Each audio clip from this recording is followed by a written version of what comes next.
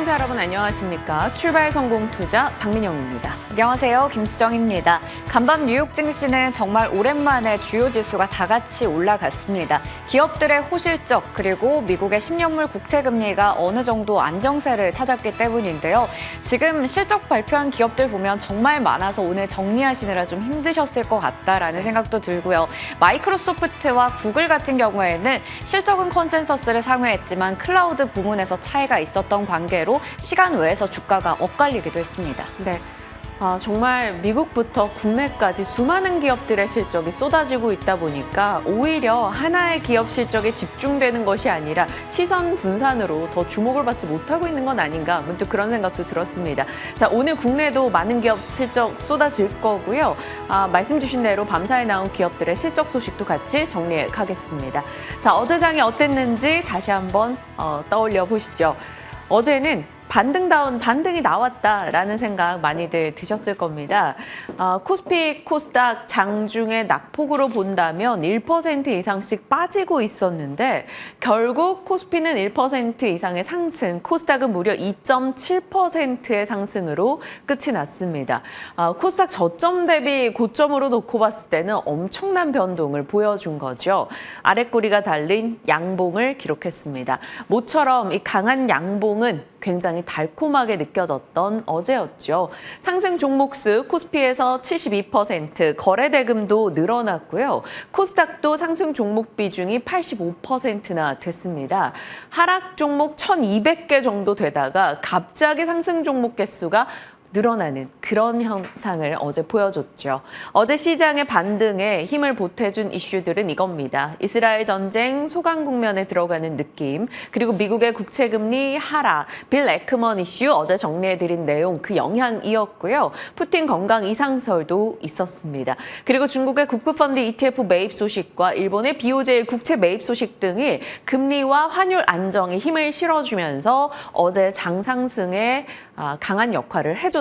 원달러 환율이 10원 정도 떨어지기도 했습니다. 개인 반대 매매와 회피 물량은 여전히 출회됐습니다. 그런데 이것을 외국인과 기관 측에서 받아주는 흐름이 나왔기 때문에 시장의 손바뀜 속에 지수 상승이 나타날 수 있었죠. 돋보였던 것은 반도체입니다. 애플의 AI에 대한 10억 달러 투자 소식, 엔비디아의 상승을 이끌었고요. 엔비디아가 PC CPU 시장 진출 소식이 또 시장에 힘을 보탰습니다. 반도체 쪽 이슈가 꽤나 많았기 때문에 반도체 종목들의 탄력도가 굉장히 좋았어요. 10% 이상 올라가는 종목들이 많았다라는 것에서 정말 찐반등이었다라고 반가운 섹터의 이름도 나왔습니다. 자, 이제 중요한 것은 반도체 쪽이 주도주로서의 입지를 제대로 다져줄 것인가, 앞으로의 관전 포인트들, 실적에 대한 코멘트가 어떻게 나오는지 잘 지켜볼 필요가 있겠습니다. 자, 어제 시장 섹터입니다.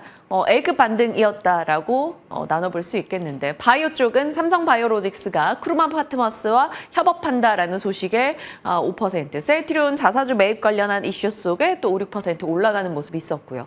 반도체, 앞서 말씀드린 대로 10% 이상 오른 종목이 다수였다라는 점에서 강했다라는 걸 확인할 수 있었고요. 로봇, AI, 변압기 쪽도 반등 나왔습니다. 변압기가 이 수출 단가 변동으로 인해서 그 전날 하락이 있었는데 효성중공업과 HD 현대엘렉이 7% 이상의 상승을 어제 되돌려주는 모습이 있었고요. 11월 중국 단체 관광 전색이 이제 허용된다라는 이슈 속에 중국 소비주도 괜찮았고, 코인, 비트코인의 강세 속에 위지트나 다날, 우리기술투자 이런 쪽 종목들 너무나 좋았던 어제입니다. 그리고 2차 전지에서도 많이 흔들렸던 소재단의 급반등 눈에 띄었고요. 네이버, 카카오까지도 올라갔던 어제였습니다. 빠진 쪽은 미리 좀 축배를 들었던 자동차나 보험 쪽에서 이날은 하락했고요. 석유가스, 방산, 사료, 자원, 그러니까 이스라엘 전쟁이 좀 소강 국면에 들어갈 것으로 베팅한다면, 그리고 유가가 떨어졌기 때문에 이런 쪽에서 자금이 빠져나와서 다른 쪽으로 옮겨가는 것을 확인할 수 있었습니다. 바이오, 2차 전지, 반도체, 주도주 후보군 섹터가 모두 같이 올랐기 때문에 어제 시장은 좀 다수가 웃을 수 있는 하루가 아니었을까 싶습니다. 자, 반도체는 좋은 얘기들이 계속 들려오죠. 모멘텀을 자극하는 소식도 확인이 됩니다. 반도체가 드래곤볼 7성구를 모아서 이제 소원을 이뤄가는 단계일까요?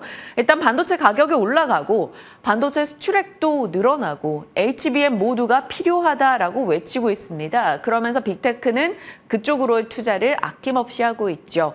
그리고 메이저 업체들의 실적 발표에서 가이던스를 상향 조정하고 있고요. TSMC 등의 CEO는 반도체 재고가 줄고 있다라고 코멘트하기도 했습니다.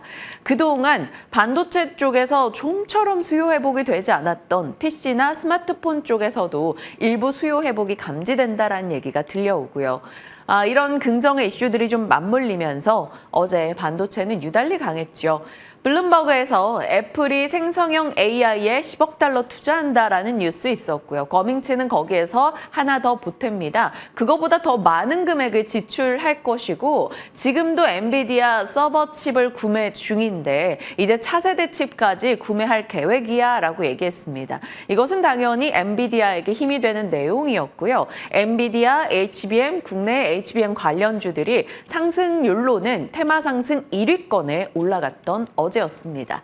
자, 이제 앞으로의 관전 포인트를 잡아봐야겠죠. 10월 26일 내일이 되겠습니다. SK하이닉스 실적 나올 건데 적자 축소 정도가 어떻게 나오는가가 관건이 될 거고요. 코멘트 등도 지켜봐야겠습니다. 그리고 10월 31일 삼성전자의 확정 실적이 나올 겁니다. 그 또한 체크가 필요하겠죠. 자, 반도체 7성구 파워는 어제 굉장히 강했습니다. HBM 종목들, 장비주, 소재주, 부품주, 너나 할 것 없이 강한 시세를 기록했고요. 실적 이슈도 있었고 곳곳에 고객사의 러브콜을 받는다라는 소식에 칩셋 미디어가 어제는 23% 급등하는 모습도 나왔습니다. 삼성전자와 SK하이닉스 쪽으로 같이 수주 받았다라는 소식에 하나마이크론도 요즘 시세가 굉장히 강하게 나오는데요. 어제 15% 상승하기도 했습니다. 자, 전반적인 종목들의 시세가 좋으니 되려 고민이 되죠. 메모리 쪽에 완전한 베팅을 해야 될 것인가 아니면 HBM 쪽으로 가야 될 것인가 좀 더 세분화해서 DDR5 혹은 기판, 소켓 부품 이런 쪽으로 가봐야 될 것인가 업황 턴 하나에도 굉장히 많은 분야로 갈려서 대응을 해야 되기 때문입니다. 그중에서 삼성전자 쪽으로 초점을 맞춰본다면 이렇게 볼 수 있겠다라는 보고서가 있었는데요. 이베스트증권의 반도체에 대한 이야기였습니다. 지금은 사실 파운드리 메모리 패키징을 놓고 봤을 때 파운드리와 패키징 쪽에서는 TSMC가 두각을 나타내고 있고 메모리 HBM 쪽으로 봤을 때는 SK하이닉스. 사실 이 전체를 다 소화 가능한 것이 바로 삼성전자죠. 그런데 지금 시장에서는 하나만 잘하는 쪽, 하나를 좀 더 잘하는 쪽에 초점을 맞춰서 HBM, SK하이닉스, 그 밑으로 한미반도체, 이스페타 이런 식으로 나열을 했었습니다. 그런데 지금 시점에서 주가로 놓고 봤을 때 삼성전자도 치고 가줄 수 있는 시점이고 앞으로 AI 서버 칩에 대한 턴키 수주를 받을 가능성을 고려해 본다면 삼성전자의 밸류체인도 주목해야 된다라는 이야기였습니다. 삼성전자가 더 갈 수 있다. 삼성전자가 앞으로 많은 수주를 따낼 수 있다라고 가정을 했을 때 관련해서 삼성전자 파운드리 소부장 수혜 기업을 이렇게 정리를 해줬는데요. 파운드리 사업부 AI 칩 수주 결정의 핵심은 결국 수율이고 수율에 영향을 많이 주는 종목이 바로 HPSP, 이오테크닉스라고 꼽았습니다. 그래서 이쪽에 관심도를 높여보자라는 거였고요. EUV 쪽으로 초점을 맞춘다면 SNS텍이 대표 주자가 되겠죠. 그리고 결국 HBM 이쪽이 성장해 나가려면 오사 쪽으로 많은 일거리가 옮겨올 수밖에 없다라는 걸 들었을 때 오사 종목으로는 두산테스나 네페스, 하나마이크론 등을 언급하고 있습니다. 하나마이크론 최근 시세 굉장히 좋고요. 어제 장에서도 두산테스나도 돋보이는 흐름이 나왔거든요. 그러면 어떤 종목으로 압축을 해야 될 것인가 잠시 후에 이 부분에 대한 전략도 챙겨가겠습니다.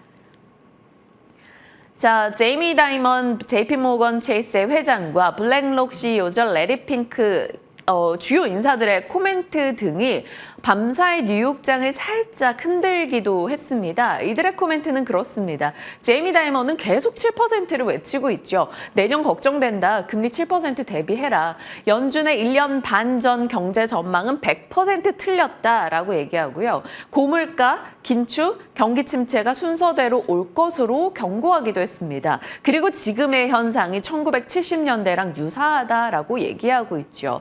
레리 핑크도 마찬가지였습니다. 현재 상황은 나쁜 정책을 펼쳤던 1970년대와 유사하다. 고금리가 엄청 장기화될 것임을 시사하는 두 사람의 발언이 있었습니다.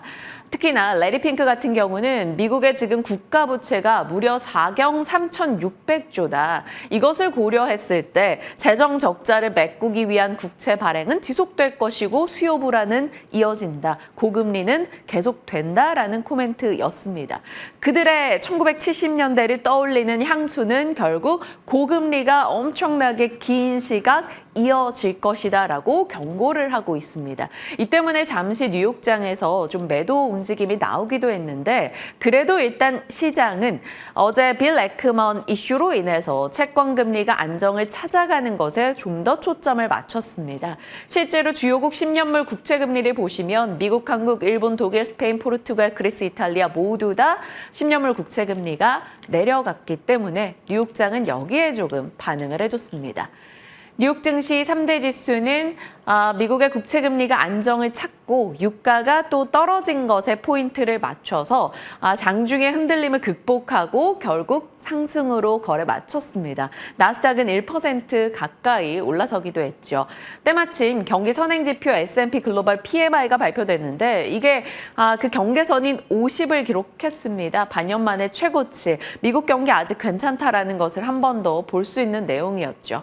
비트코인의 강세가 계속됩니다. 현물 ETF 승인에 대한 기대감 속에 최근 10거래일 동안 비트코인이 30% 정도 올라왔죠. 그러다 보니까 코인베이스 주가도 내달렸습니다. 오늘도 급등 흐름이 나왔고요. 그 외에는 온통 실적이었습니다. 고금리 장기화에 대한 내재적 불안은 있지만 일단 당장은 금리가 살짝 내렸고 당장 수많은 기업들이 실적을 쏟아내고 있는데 생각보다 예상 상회 실적들이 많았다라는 거죠. 이에 반응하면서 뉴욕장이 올랐습니다. 버라이즌 호실적 내놓고 급등이 있었는데 2008년 10월 이후 최대 상승으로 무려 9%나 뛰었고요. 코카콜라도 가격 인상을 5% 정도 했음에도 매출 볼륨이 견고했다라는 평이 나왔습니다. 그리고 연간 매출을 상향 조정하면서 3% 정도 올라갔죠. 방위산업 종목 중에 하나입니다. 레이시온이 매출과 EPS 모두 예상 상회하면서 7% 급등하기도 했습니다. 이런 예상 상회로 인한 주가 상승이 이어지면서 뉴욕장 3대 지수가 올라갈 수 있었죠. 월가 주요 인사들의 경고 발언이 있었습니다만 그보다는 시장은 빅테크의 실적과 금리의 하락에 초점을 맞추며 올라갔던 뉴욕장입니다. 자, 시간 외에서 수많은 기업들의 실적도 쏟아졌습니다. 당연 궁금했던 건 마이크로소프트와 알파벳이 되겠죠. 알파벳은 예상을 상회하는 실적을 발표했고 유튜브 광고도 예상을 상회했습니다만 클라우드 매출이 예상을 하회했다라는 소식에 시간 외에서 낙폭을 키웠습니다. 여기 4.6으로 돼 있지만 6% 넘게 빠지는 모습이 있었고요. 반면에 마이크로소프트는 예상 상회하는 실적, 클라우드도 예상보다 좋았다라는 소식에 주가가 4% 정도 시간 외에서 올라갔습니다. 자, 그렇다면 마이크로소프트 향 기업들 그리고 생성형 AI가 맞물려 있는 기업들 조금 더 주가 기대해 볼 수 있겠다라고 연결고리 나오고 있고요. 체크가 필요합니다. 자, 비자나 스냅도 실적 내놓고 나서 시간 외에서 보합권의 시세를 계속 이어가고 있는데 국내 영향 정도는 그리 크지 않을 것으로 판단됩니다. 자, 시장 보시면 에너지 쪽 유가가 계속 밀려나니까요. 이 에너지 쪽을 제외하고는 전반적으로 흐름이 좋았습니다. 테슬라도 한 2% 정도 올라왔는데요. 기술적 반등 정도인지 뚜렷한 강력 모멘텀은 보이지 않습니다. 일단 RBC 측에서 나무 말고 숲을 보자라며 목표가를 올려잡기는 했는데 그것으로 인한 단기 반등인지 아니면 추세적인 강세를 보여줄 수 있을지 지켜봐야 되겠습니다. 자, 애플에 대해서는 보면은 애플은 강보합으로 끝이 났는데 강한 시세를 요즘 못 내고 있죠. 우려의 목소리가 계속 나옵니다. 중국 관련한 리스크가 발목을 잡고 있다. 아이폰 이번 신작에 대한 수요 둔화 이슈도 계속 나오고요. 블록체인 쪽은 강세입니다. 비트코인의 강세와 연동되기 때문이죠. 코인베이스 장중 10% 이상 급등을 했다가 상승폭 줄여서 그래도 6% 오름세로 끝이 났습니다. 채굴과 관련된 인프라 혹은 채굴 데이터 센터 관련한 종목들 오늘도 굉장히 좋은 시세를 냈다라는 점, 국내에서 비트코인 관련주들의 추가적 시세가 날지 지켜봐야겠습니다. 자, 그리고 눈에 띄는 쪽이 풍력이었는데요. TPI 컴포지트와 넥스테라 에너지 등이 급등 나왔습니다. 넥스테라 같은 경우는 실적이 좋았던 것에 영향도 있었을 거고요. 섹터적으로 봤을 때는 유럽에서 풍력 지원 패키지를 발표했다 이런 소식이 있었는데요. 최근에는 사실 유럽권에 이런 정책적 모멘텀이 있더라도 고금리 때문에 신재생 프로젝트가 잘 되지 않을 것이다 라는 지적 등이 많았기 때문에 국내 풍력주의 강한 시세로 이어지기는 조금 어려웠었습니다. 지금은 어떨지 이번에는 넥스테라 실적과 좀 맞물려서 반응을 보일지 장중에 한번 시세 체크 해보시죠. 실적 민감도가 올라가고 있습니다. 오늘 수요일이죠. LG 에너지 솔루션, LG 이노텍, LG 디스플레이 등 LG 그룹주 실적 나올 거고요. HD 현대그룹주들 실적도 줄줄이 예정돼 있습니다. 삼성 바이오로직스도 실적 내놓겠네요. 최근 10월 들어서 그래도 시장 대비 견고한 게 삼바인데 실적도 열어봐야겠습니다. 그리고 이제 내일이면 저희가 메타 등의 실적도 같이 점검할 수 있겠네요. LG 그룹주 실적 앞두고 있죠. 지금 LG그룹에 대해서 매수해야 된다라는 의견들이 꽤 나오고 있습니다. 이유는 10년간 역사적 저점이다라는 거예요. PBR 보통 한 배를 저평가라고 하는데 지금 전자나 이노텍이나 디스플레이나 모두 다 너무나 낮은 수준을 기록하고 있다라는 겁니다. 그리고 이 전장 3사가 앞으로의 실적에 대한 기대를 충족시킬 수 있을 거로 전망이 나오고 있습니다. 2020년 합산 영업이익 대비해서 2025년 그러니까 3년 정도 지난 시점에는 영업이익이 1조 원대가 넘어갈 것이고 9배 정도 늘어나는 것으로 보고 있습니다.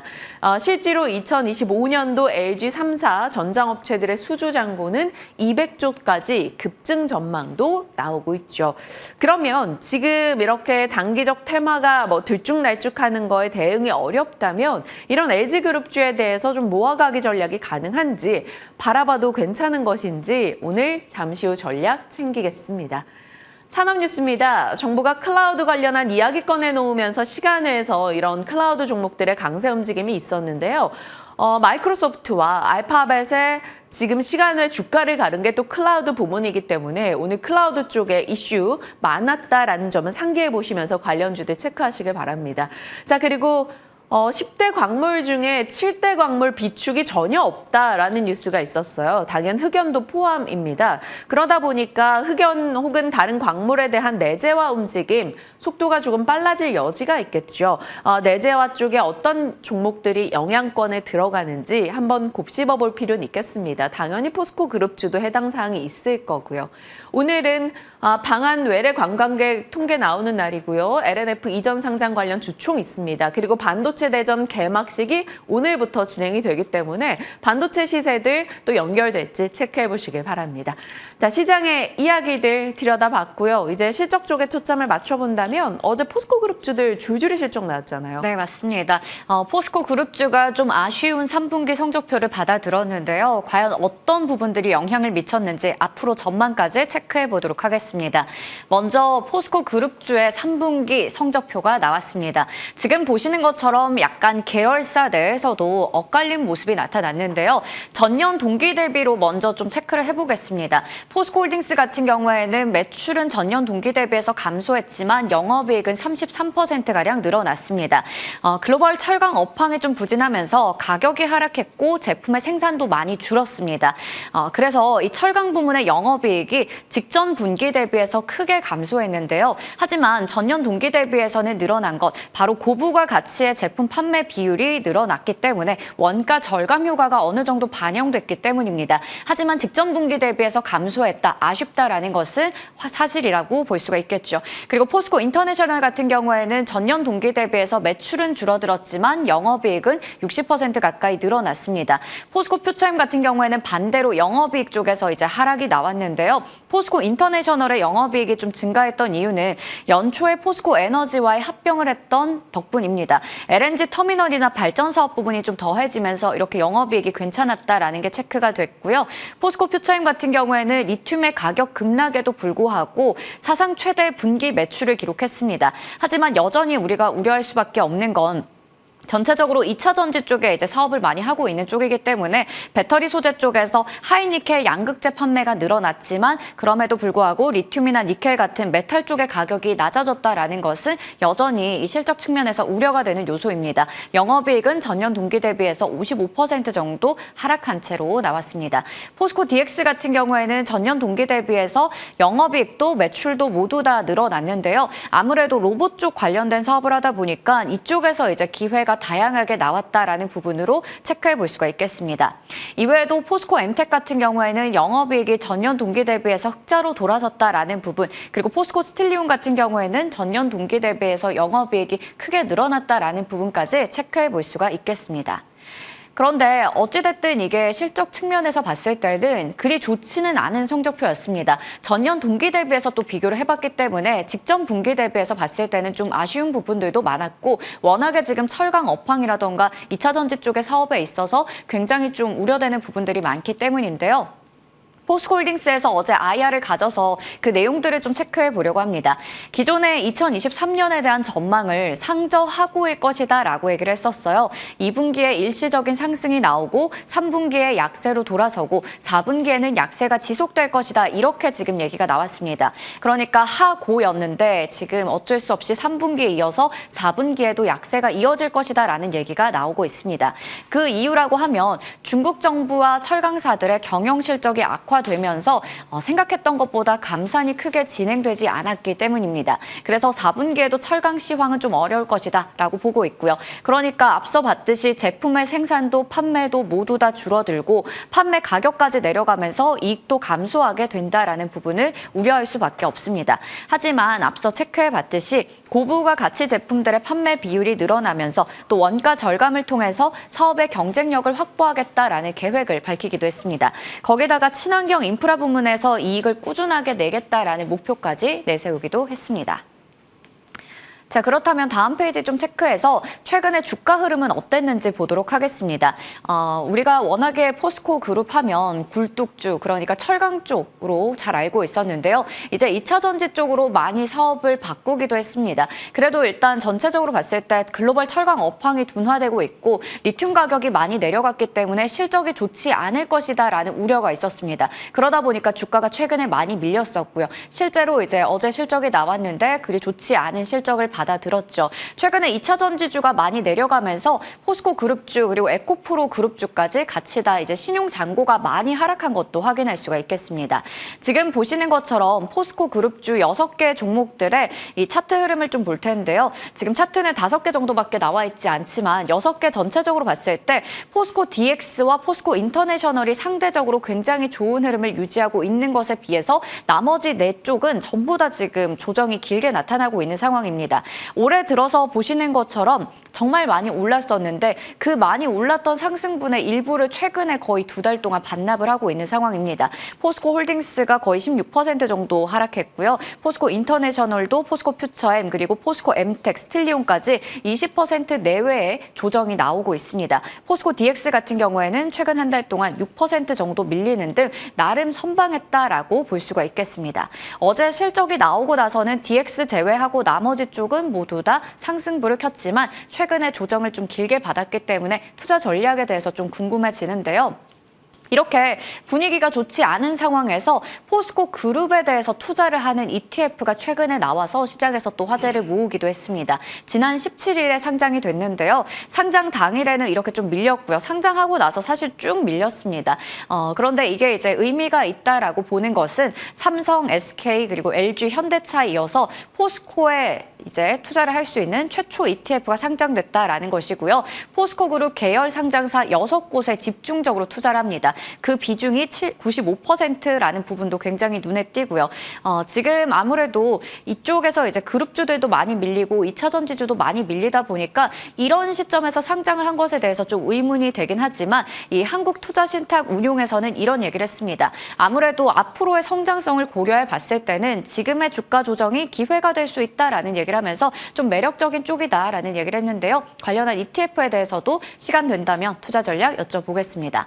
그러면 증권가에서는 지금 포스코 그룹에 대해서 어떻게 좀 판단을 하고 있을까요? 역시나 전망이 엇갈리고 있는 상황인데요. 미래 성장성에 대한 이야기를 하는 쪽도 있습니다. 4분기에는 실적이 좀 개선이 될 것이고 아무래도 리튬 사업에 대한 기대감도 여전하다라는 쪽을 얘기하고 있는 거고요. 반면에 지금 대내외 환경 자체가 워낙에 불확실하고 또 여러 가지 변수가 있기 때문에 그런 부분들은 걱정이 된다라는 입장도 있었습니다. 일단 전체적으로 2차 전지로 사업의 방향을 바꾼 건 좀 긍정적이다라는 평가가 있어요. 그래서 지금 당장의 실적이 아쉽지만 앞으로 중장기적인 미래 가치, 성장성을 봤을 때는 긍정적이다라는 얘기도 있습니다. 그런데 최근에 지금 보시면 포스코홀딩스에 대해서 증권가에서 목표 주가를 줄줄이 낮춰잡는 리포트들을 많이 볼 수 있었습니다. 이게 10월 들어서 이제 목표 주가를 제시했던 부분인데요. 지금 보시면 최저가 이제 59만 원 정도로 내려잡은 리포트가 있었고요. 어제 포스코홀딩스는 47만 원 선에서 종가를 형성했습니다. 지금 그래도 증권가들의 보고서를 좀 어느 정도 분석해 보면 3분기는 예상했던 대로다. 그리고 단기적으로 모멘텀이 좀 둔화된 거라서 잠시 쉬어갈 뿐이다라는 얘기가 나옵니다. 그리고 리튬의 가격이 최근에 급락했는데 이제 점차적으로 하락의 속도는 그래도 느려질 것이다라는 얘기를 하면서 나름 4분기에는 점차적으로 개선할 수 있다라는 이야기들이 나오고 있습니다. 전체적인 뉘앙스는 이렇게 된다라는 부분 체크해 볼 수가 있었습니다. 그리고 포스코에 지금 발목을 잡고 있는 이슈가 하나 있어서 체크해 볼 텐데요. 창사 55년 만에 처음으로 파업에 들어갈 위기가 처해졌습니다. 이 포스코 노조가 오는 28일에 파업에 대해서 찬반 투표를 모바일로 진행한다고 하는데요. 아무래도 포스코 그룹이 이제 산업 전반에 미치는 영향이 크기 때문에 파업이 실제로 진행이 된다면 자동차나 조선이나 건설 같은 굵직한 섹터뿐만 아니라 전반적으로 국가 경제에도 악영향을 미칠 우려가 있어서 이건 또 큰 이슈가 될 것 같습니다. 그 밖의 이슈들이라고 하면 지금 철강 업계 원가 부담이 계속해서 가중되고 있다라는 부분, 미국의 상계 관세 부과, 그리고 조선사와 지금 하반기 들어서 후판에 가격을 협상하고 있다라는 쪽에서도 입장 차이가 있는 상황이고요. 이외에도 지금 지배구조 개편 등등의 여러 가지 이슈들이 있으니까요. 체크해볼 부분은 참 많은 것 같습니다. 포스코 그룹주 정말 아쉬운 3분기 실적을 내놨는데 4분기에도 점차적으로 개선된다고 하지만 전체적으로 업황은 아직까지 어둡긴 합니다. 하지만 미래 성장 잠재력을 가지고 있는 만큼 지금을 오히려 조정을 기회로 삼을 수 있는 타이밍인지 실적 발표 이후의 전략까지 챙겨보도록 하겠습니다. 네. 시간 외에서도 포스코 그룹주 일부 좋은 시세가 났던 만큼 오늘 장중 흐름 체크하겠습니다. 그리고 포스코 그룹주 또 실적 앞둔 LG 그룹주까지 전략 나눠볼게요. 지금부터 함께 하시죠.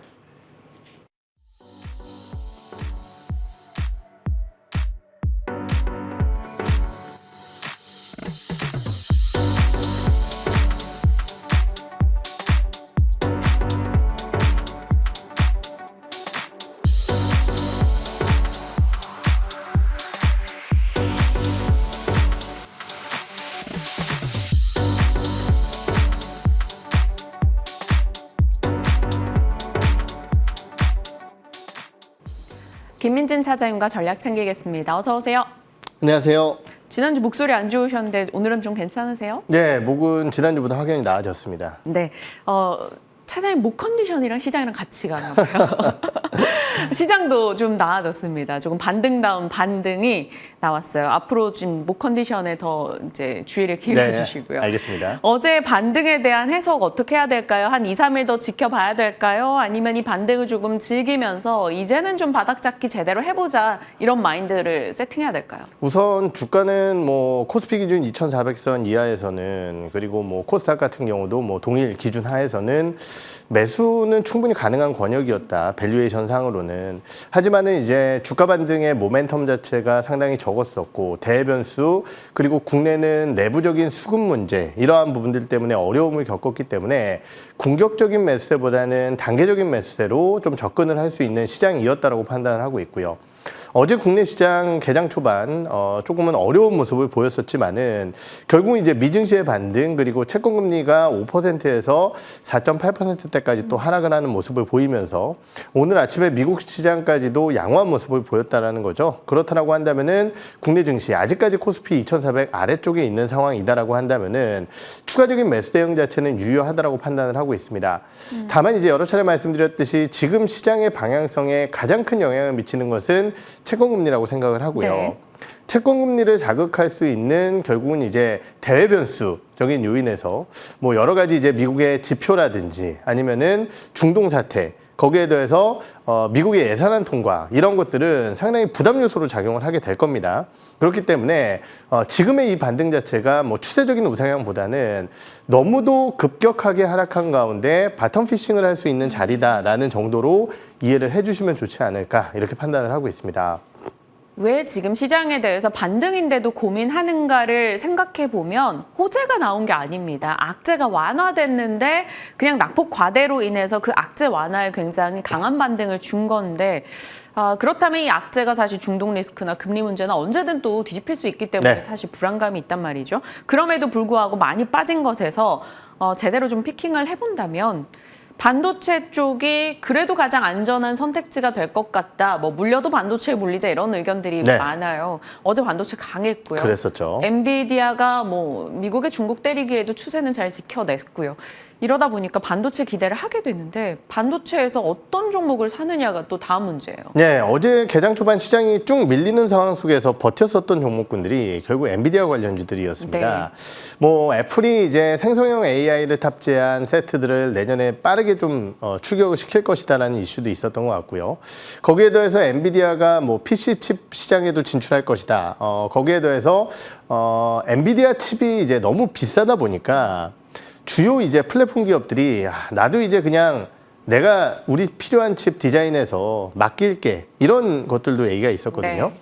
그러면은 이런 것들이 다 무엇을 의미하냐면은 결국은 우리나라에서는 삼성전자의 파운드리 기대감. 왜냐면 이제 TSMC 같은 경우는 애플 물량 하기에도 벅차니까요. 네. 그러한 낙수 효과의 기대감이 있을 것 같고 삼성전자는 그러한 부분들을 바탕으로 또 HBM 시장을 잡기 위한 강력한 투자 이러한 부분들이 이어질 겁니다. 결국은 엔비디아가 여기서 소기의 성과를 만들어내지 못한다 하더라도 결국은 이제 기대감들이 반영된다라고 했을 때 HBM 투자 관련주들이 좋을 가능성이 높다라고 판단을 하고 있고요. 그러한 측면에서 봤을 때 뭐 최근 신고가를 다시 도전하고 있는 한미반도체라든지 아니면은 수율 안정화를 위한 수소 어닐링 장비를 만들고 있는 HPSP라든지 아니면 이제 어제 같은 경우는 또 하나마이크론이라는 종목이 상당히 좋은 모습을 네. 보였었는데요. 결국은 이제 다양한 투자 속에서 오사트 쪽에 외주 물량이 늘어날 것이다라는 기대감들까지 반영이 됐다라는 거죠. 그렇기 때문에 이러한 후공정이라든지 그리고 선단 공정 쪽에 들어가는 장비들, 패키징 이런 쪽에 좀 관심을 집중해야 될 시기가 아닐까 이렇게 판단을 하고 있습니다.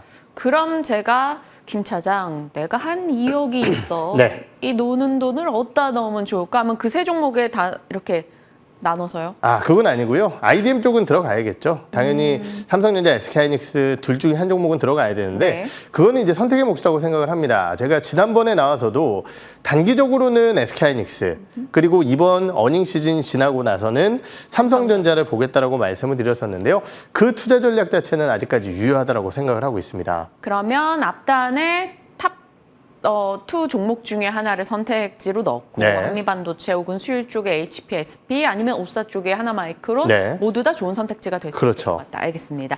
이렇게 반도체 쪽 추려볼게요. 뭐 탑픽 하나 주세요. 이렇게 정리할 수도 있겠지만 사실 종목 성격들이 굉장히 다르기 때문에 이것은 선택의 문제인 것 같습니다.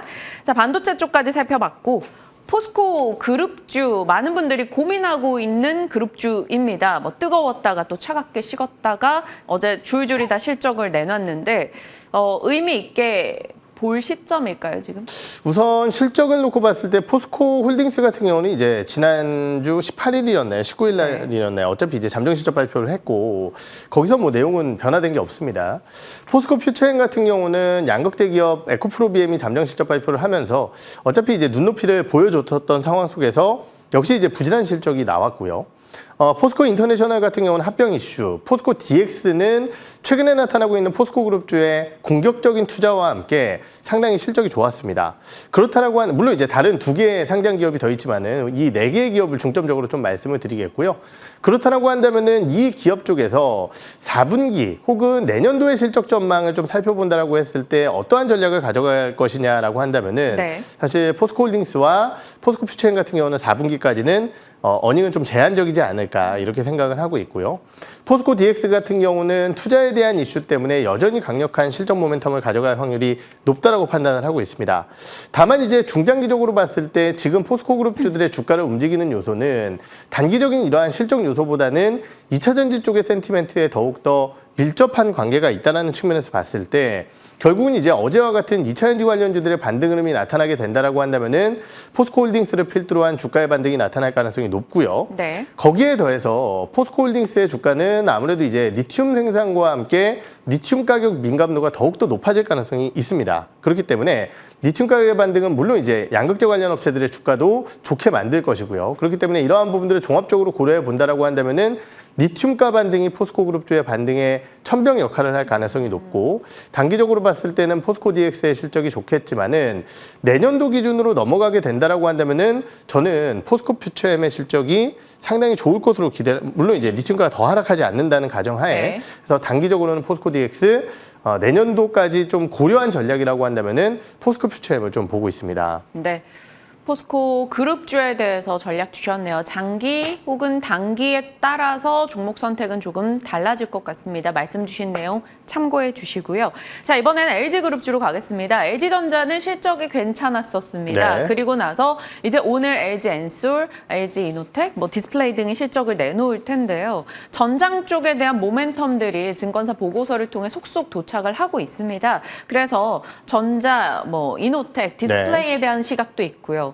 또 셀에서 엔솔의 메리트도 많이 더 언급을 하고 있고요. LG그룹주 내에서는 어디로 압축하실까요? 네, 사실은 실적 발표, 잠정 실적 발표를 한 두 개의 기업, LG엔솔과 LG전자가 실적이 상당히 괜찮았었습니다. 네. 컨센서스를 상회하는 양호한 실적을 만들어냈는데 이 기업들 같은 경우는 냉정하게 얘기해서 본 실적 발표한다고 해서 주가가 크게 움직일 만한 가능성은 물론 이제 시장에 따라서 다르겠지만은 이 실적 이슈 때문에 크게 움직일 만한 가능성은 높지 않다고 네. 판단을 하고 있고요. LG 디스플레이 같은 경우는 여전히 부진한 실적이 예상이 되고 있는 상황이고요. 우리가 이제 기대를 한 LG이노텍이 좀 아쉽습니다. 왜냐면은 일반적으로는 이제 애플의 신제품이 나오게 되는 2분기, 그러니까 부품사들이 반영하게 되는 실적은 2분기 말부터 3분기, 4분기까지 성수기라고 좀 볼 수 있을 것 같은데 지금 초반에 디스플레이 쪽의 수율 이슈라든지 아니면 이제 일부 부품의 공급 이슈 이러한 부분들 때문에 아이폰의 판매량 우려가 3분기에 좀 있었습니다. 물론 이제 최근 나타나고 있는 조사 자료를 살펴보게 되면은 북미 쪽에서 워낙 강한 모멘텀 그리고 프로와 프로맥스 같은 고가 모델의 비중이 더 높아진 상황이기 때문에 이러한 부분들 바탕으로 4분기의 실적 자체는 긍정적일 것으로 예상되어지지만은 3분기는 눈높이 대비해서는 조금 아쉬울 수도 있다는 판단을 하고 있는 상황이고요. 네. 그렇다라고 한다면은 결국은 대응 전략을 어떻게 수립해야 되느냐? LG 디스플레이 같은 경우는 여전히 힘들 가능성이 높다라고 판단을 하고 있고요. LG 이노텍 같은 경우는 만약에 실적이 안 좋아서 주가가 흔들리게 된다라고 한다면은 저는 매수의 적기 타이밍이 아닐까 이렇게 생각을 하고 있습니다. 가장 큰 이유는 방금 말씀 주셨듯이 LG그룹 전사적으로 전장 쪽에 대한 확대와 함께 내부 인포테인먼트라든지 아니면은 카메라라든지 이런 쪽의 수요가 증가하고 있고 그러한 부분들의 영향과 수요를 가장 잘 받아갈 수 있을 만한 기업이 결국 LG 이노텍이라는 거고요. 아까도 말씀드렸듯이 중국 쪽에 지금 화웨이라든지 강력한 경쟁 우려는 아쉽겠지만은 그 외 지역에서는 여전히 굉장히 잘 팔리고 있다라는 측면 이런 것들을 고려해 봤을 때 4분기의 실적 반영 가능성은 매우 높다라고 생각을 하고 있습니다. 그렇다라고 한다면은 LG이노텍도 그러한 부분 쪽에서 좀 관심을 가지고 지켜봐야 될 섹터가 아닐까 이렇게 판단을 하고 있습니다. 오늘 실적 나올 겁니다. 실적으로 인해서 혹시 주가 변동이 나온다면 오히려 매수 적기가 될 수 있겠다. 다음에 대한 기대감을 드러내 주셨네요. LG 이노텍 얘기해 주셨습니다. LG 그룹주까지 저희 같이 들여다봤고요. 이제 차장님의 픽을 볼 텐데 파이넴텍입니다. 폴더블 관련한 종목으로 내장인지가 주력인데 요즘 네. 내장인지도 한다고 하고 뭐 또 이거저거 한다고 하는 기업이죠. 그렇죠. 메탈 플레이트라고 하는 내장인지 쪽에서 디스플레이 업체에게 90% 정도의 점유율을 보유하고 있는 굉장히 강력한 기업입니다. 예전에 이제 한번 언급을 드렸었던 것 같은데요. 외장인지 같은 경우는 디스플레이 업체가 아니라 이제 세트 업체에 납품을 하게 됩니다. 그러다 보니까 이제 휴대폰을 만드는 회사들은 우리나라의 삼성전자 필두로 해서 중국의 여러 기업들, 네. 애플 이런 쪽을 다 접근을 해야 되는데 디스플레이 쪽에 납품을 하게 되면은요. 그 디스플레이가 중화권이나 애플이나 이런 쪽에 나가면은 자연스럽게 물량이 늘어나요. 그렇기 때문에 물론 이제 애플이 언제 폴더블 할 것이냐, 중국의 폴더블 시장이 정말 개화가 되는 게 언제일 것이냐 이것에 대한 고민은 있겠지만은 결국은 다양한 폼팩터의 수요 증가와 함께 내장인지 쪽에 대한 수요는 늘어날 것이고 디스플레이 쪽에 납품을 하고 있는 동사에 대한 물량 증가는 필연적으로 나타날 가능성이 높다라고 생각을 하고 있습니다. 다음은 이제 외장인지 쪽인데요. 아무래도 이제 벤더 다변화를 위한 전략 때문에 동사의 물량 자체가 늘어날 것으로 예상을 하고 있고요. 이미 베트남 쪽에 공장을 착공을 했고 어느 정도 물량을 소화할 수 있는 공장들이 만들어졌습니다. 거기에 이제 내년도, 내후년도까지 증설 계획을 가져가고 있기 때문에 이 부분 자체도 기대감이 있고요. 그러니까 고객사들이 벤더 다변화를 요청했기 때문에 네. KH바텍이라는 독보적인 외장인지 업체가 있음에도 그렇죠. 파이넴텍을 봐야 된다는 거죠. 그렇죠. 지금 이제 물량 자체는 아무래도 KH바텍이 절대적입니다. 올해까지도. 하지만은 내년부터는 당연히 파이넴텍의 물량 자체가 어느 정도 들어갈 가능성이 높다라고 생각을 하고 있고요. 거기에 이 두 개의 이제 힌지는 아무래도 이제 아까 말씀드렸던 폴더블 쪽 지금 LG에서 네. 폴더블 노트북이 나오기도 했지만은 그 부분뿐만이 아니라 태블릿이라든지 이런 쪽까지 확대될 것으로 예상을 하고 있기 때문에 시장은 점차 커질 것으로 예상을 하고 있고요. 그 부분뿐만이 아니라 지금 이제 완성차 기업향 2차 전지 부품이 들어가게 되는데요. 지금 삼성 SDI 쪽에 EV 모듈 하우징이라고 하는 배터리 충격 보호 장치를 납품을 하게 됩니다. 그렇다라고 한다면은 세트 쪽, 즉 스마트폰 쪽에 부진이 나타날 때도 EV 쪽의 성장을 바탕으로 한 안정적인 매출의 이원화를 가져갈 수 있다는 측면에서 단기적으로 이번 올해 이제 폴더블 쪽의 성과는 조금은 아쉬웠지만은 네. 내년도의 성과는 더욱더 커질 수 있다는 기대감을 가져가 보도록 하겠습니다. 가격은 어떻게 잡을까요? 네, 가격 전략은 목표가 1,500원 제시를 드려보도록 하고요. 손절가는 7,800원 선 말씀을 드리겠습니다. 1,500원의 목표, 손절 라인은 7,800원으로 파이넴텍 살펴주셨습니다. 포스코그룹주, LG그룹주, 반도체 내에서 탑3 종목 그리고 파이넴텍까지 살폈으니까요. 여러분 투자 전략에 꼭 참고가 되었길 바라보겠습니다. 자, 김민진 차장님과 시장 이야기 풀었습니다. 고맙습니다. 네.